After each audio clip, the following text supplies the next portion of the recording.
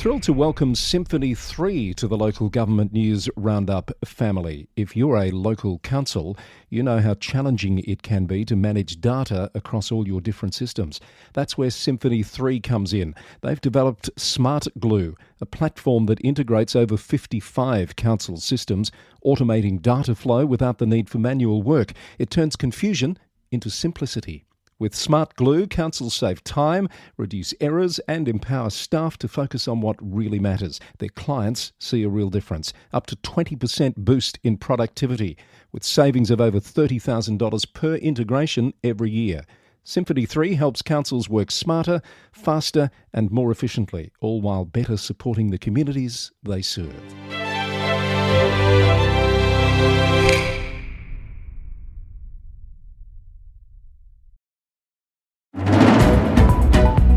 The shock leak of a confidential report into a long-standing issue at Hepburn Shire. A showdown looms as Whittlesea's mayoral crisis drags on.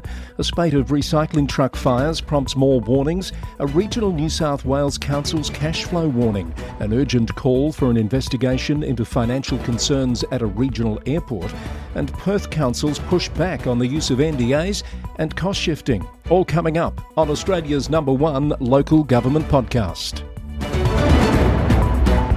Hello, I'm Chris Eddy. This is the Local Government News Roundup, your source for all that's happening across the local government sector in Australia and beyond. The podcast is brought to you by the Victorian Local Governance Association, the national broadcaster on all things local government, with support from Symphony 3, simple, connected customer experiences. Heading our roundup today, a confidential draft report from a closed local government inspectorate investigation involving Hepburn Shire Council has been released on social media. Last year, the inspectorate announced that it had closed its investigation into allegations about the council and its former CEO's involvement with the Rex Theatre development. It said it was satisfied the council had taken remedial action and that there was insufficient evidence to take the matter further. Hepburn Mayor Councillor Don Henderson released a statement on Friday confirming the council was aware the confidential report had been shared on social media and indicating that a formal statement would follow early this week. Mayor Henderson referred any inquiries about the report to the Local Government Inspectorate. It's unclear how the report has come into the public domain and what, if any, status it carries. Hepburn Shire's former CEO, Aaron van Egmond, moved to the same role at Hobsons Bay in 2018 before the complaint was lodged with the inspectorate. He was recently suspended by Hobsons Bay Council pending investigations, and former Wyndham Council and MAV CEO Kerry Thompson has been installed as acting CEO. A showdown is looming on Tuesday night when Whittlesea Mayor Aidan McClendon will be forced to chair the council's latest meeting online while a CEO-imposed ban on personal attendance is in force. As previously reported, CEO Craig Lloyd has imposed the ban, citing concerns for the safety of councillors and staff due to the alleged inappropriate behaviour of Councillor McClendon.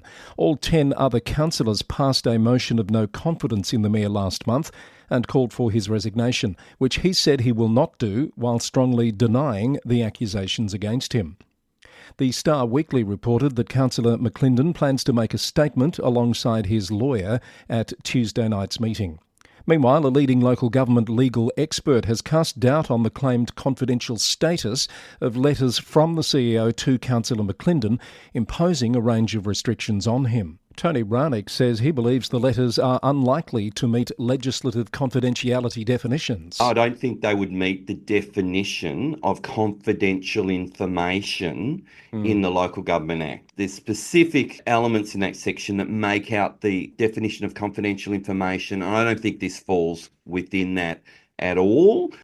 There is this tension between the CEO's responsibility to provide a safe working environment, but also recognising that we have an elected official here in a democracy and they are being significantly constrained from carrying out their elected role.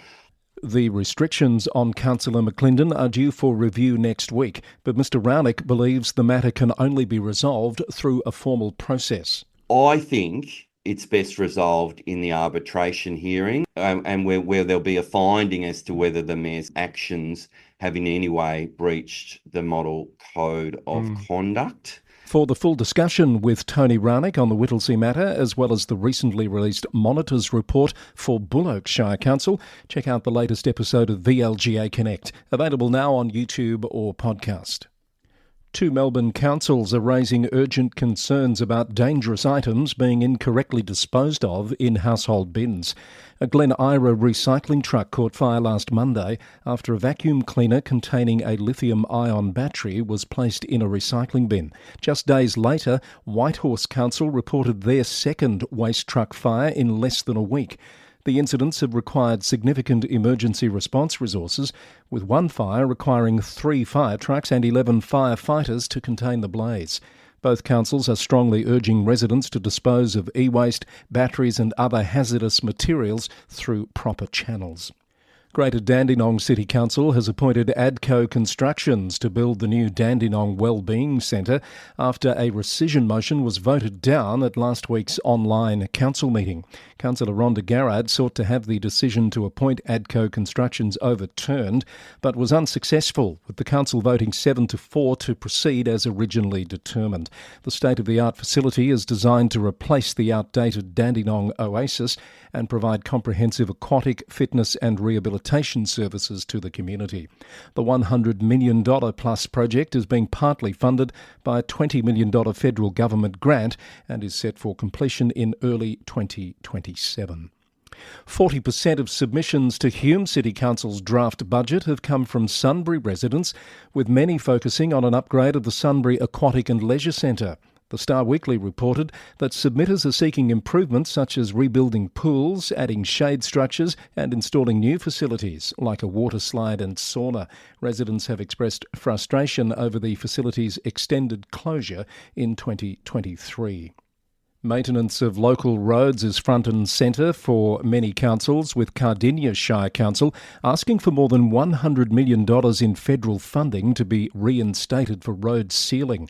Mayor Jack Kowalczyk told the Pakenham Berwick Gazette that an original funding commitment would have paid for about 85% of the cost of sealing more than 160 local roads. But the funding was abruptly cut in 2023 by the current government when it made changes to the Sealing the Hills program. The council received only $41 million of a promised $150 million. Councillor Kowalczyk said the council wants to finish sealing roads in areas like Emerald and Cockatoo and for the government to provide the remaining $109 million that was promised. And 2 Victorian councils are highlighting an innovative approach and significant investment in maintenance of their local road networks. In southern Grampians Shire, the council has deployed cutting-edge technology to assess road conditions using specialised vehicles that capture high-definition images every 10 metres and employ artificial intelligence to analyse road defects. Meanwhile, Mornington Peninsula Shire has committed to a substantial $7.5 million annual investment in road renewal, including $5.3 million from council funds and an additional $2 million from federal sources. The Shire is set to upgrade nearly 160,000 square metres across 35 local roads. Both councils have emphasised the importance of community feedback in their road management strategies. More council news briefs for you. Swan Hill Rural City Council has announced plans to convert a former kindergarten site into modern accommodation for essential workers. The development will feature 10 new dwellings aimed at addressing the region's housing shortage and attracting key workers to the area.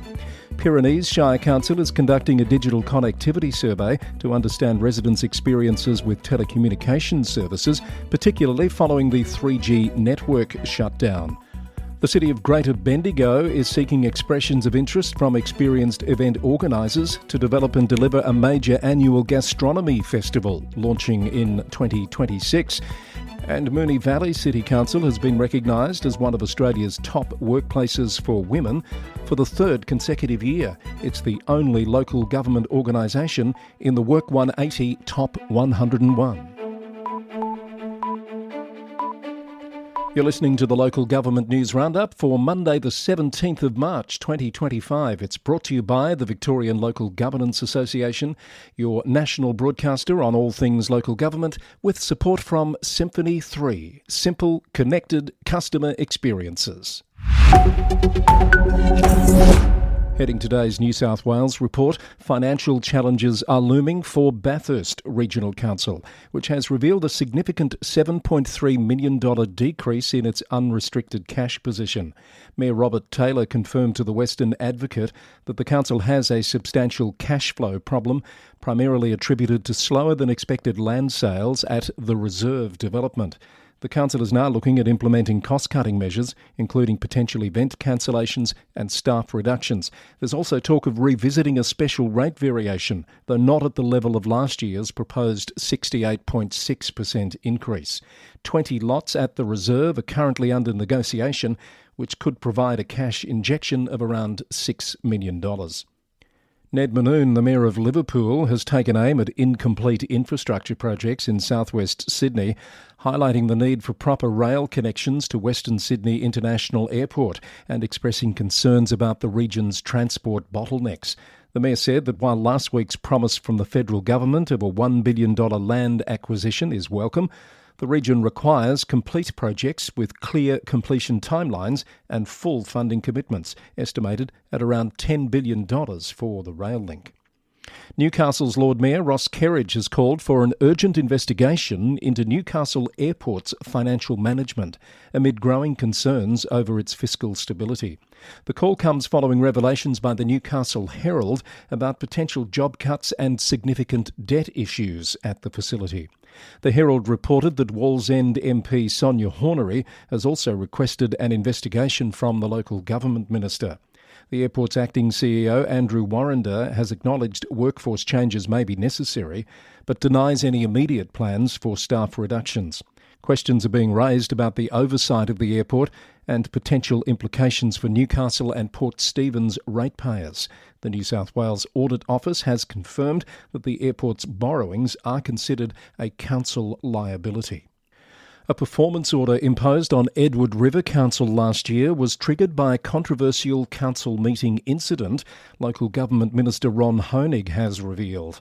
The Deniliquin Pastoral Times reported that the minister acted after viewing footage of former Mayor Peter Betts ejecting Councillor Harold Clapham from a March 2024 meeting, describing the action as improper and unlawful. While the timing of the order raised eyebrows, coming just before local elections, new Mayor Ashley Hall reports positive outcomes from the intervention.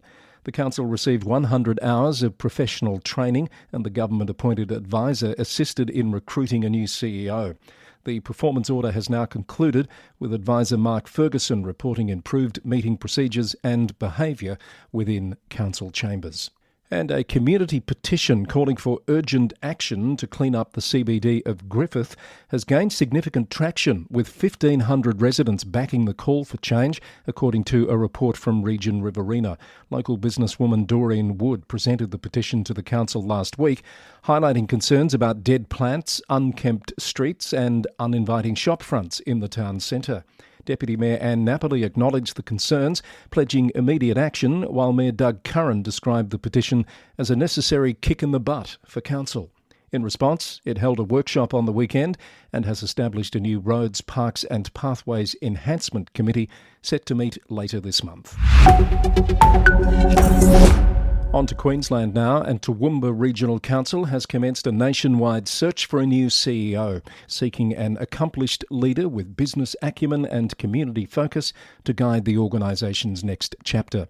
The position, which current interim CEO Colin Jensen will not be pursuing permanently, requires a proven track record in leading large organisations, with applications closing on the 6th of April. Former CEO Brian Pidgeon announced his intention not to seek a new term late last year, with his contract due to expire this July. He officially left the position in early January.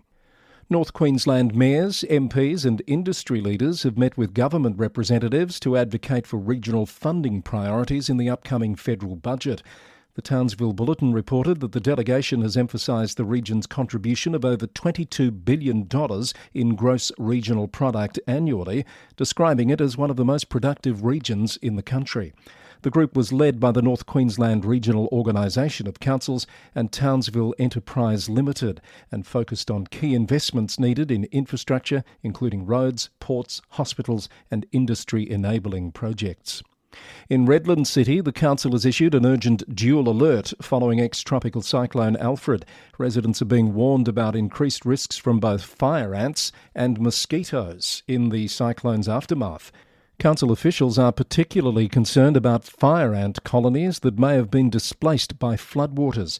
During clean-up efforts, residents are urged to check debris carefully before moving it and inspect their properties for new ant mounds. The recent combination of heavy rainfall and warm temperatures has also created perfect breeding conditions for mosquitoes. In response, the council's mosquito management team has launched a comprehensive treatment program, including both aerial and ground operations.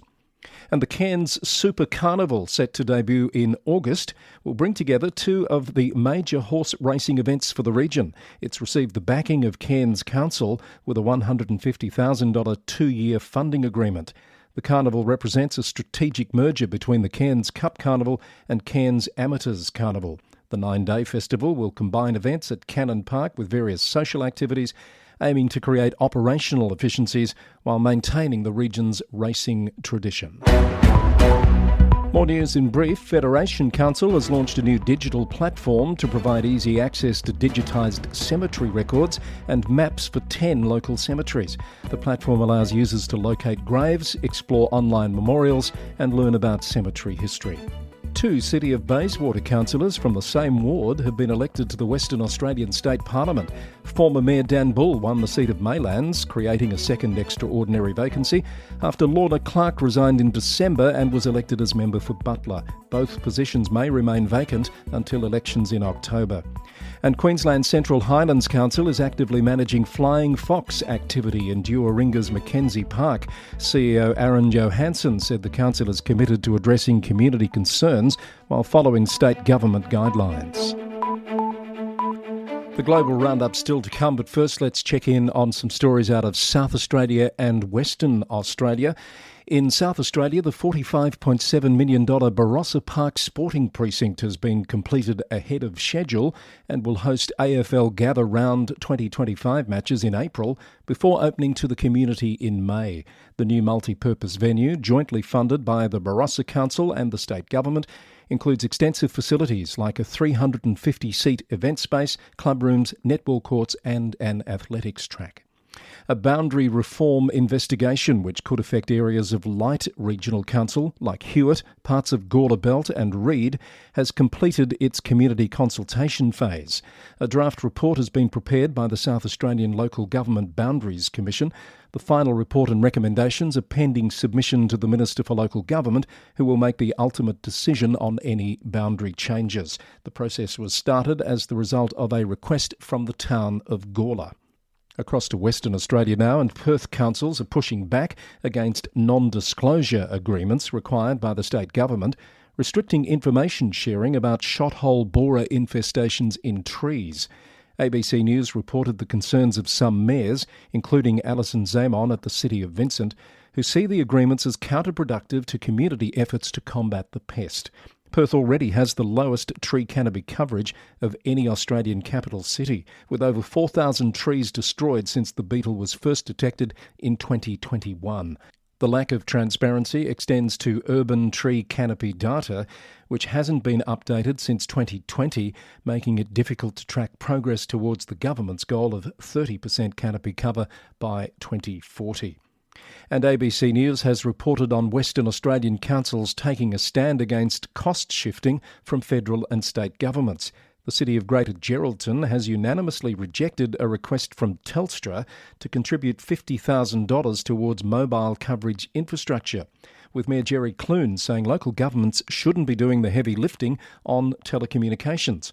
The move comes as regional councils across Australia grapple with increasing pressure to fund services traditionally provided by state and federal governments, including housing and healthcare. Federal Local Government Minister Christy McBain says she's met with over 250 councils and welcomes a parliamentary inquiry, the first of its kind in 2 decades, which will help inform future funding arrangements. Now on this edition of the Roundup, some stories of interest from overseas. Firstly, in the UK, the Local Government Minister Jim McMahon has suggested councils may be given the ability to suspend councillors before they are convicted of a criminal offence. Localgov.co.uk reported the minister's comments last week, citing examples of councillors on bail for serious alleged offences, but still able to attend council meetings and premises. He said most members of the public would find that unacceptable, hinting strongly that the current regime would be changed.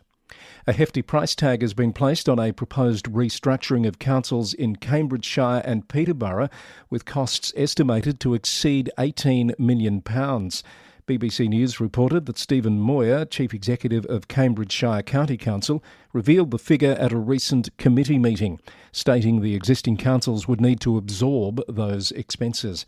The government has requested all 7 councils in the region to submit initial restructuring plans by March the 28th, with final proposals due in November.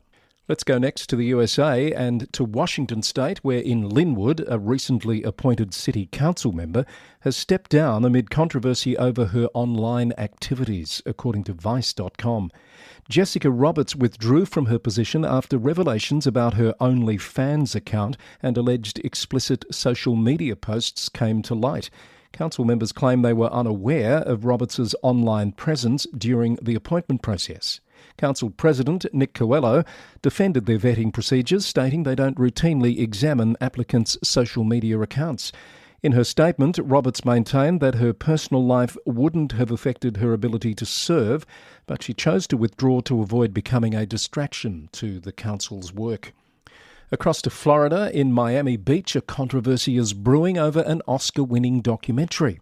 The Guardian reported on Mayor Stephen Miner's move to evict a local independent cinema from city-owned property and withdraw grant funding after screening No Other Land, the recent Academy Award winner for Best Documentary. The film, which explores Palestinian displacement in the West Bank, has drawn sharp criticism from Mayor Miner, who labelled it propaganda inconsistent with city values. The American Civil Liberties Union has called the mayor's actions unconstitutional. Despite initial pressure to cancel screenings, the documentary has seen sold-out audiences. From Canada, a British Columbia municipality is struggling to meet its provincial housing target of 2,266 new homes by 2029, according to a report from Global News. The city of West Kelowna has only completed 64 units in the first 6 months of the plan and is seeking provincial support for infrastructure upgrades to accommodate growth. But Housing Minister Ravi Kahlon said that despite being offered funding and tools, the city has rejected some housing proposals that would have helped them meet their goals. And in New Zealand, Local Government New Zealand is advocating for the replacement of postal voting with in-person polling places and ballot boxes for local elections. News Talk ZB reported that the call has attracted the support of Nelson Mayor Nick Smith, who says decreased access to mailboxes is a factor in low voter turnout, with less than half of eligible voters participating in local elections. And that's the latest from the Roundup for edition number 440 for Monday the 17th of March 2025. If you have comments or feedback and story ideas, you can send an email to lgweeklynews@gmail.com. And more information on this episode, including a transcript and story links, can be found at lgnewsroundup.com. The podcast is brought to you by the Victorian Local Governance Association, the national broadcaster on all things local government, with support from Symphony 3, simple, connected customer experiences. Thanks to those of you who help make the podcast possible by supporting us through a monthly subscription. Support starts at $3 per month, less than $5 Australian, and you can cancel your subscription at any time. You'll find the details on the website or in your podcast player. The Local Government News Roundup is recorded in the city of Greater Geelong, Victoria, on the land of the Wadawurrung people of the Kulin Nation. Until next time, thanks for listening and bye for now.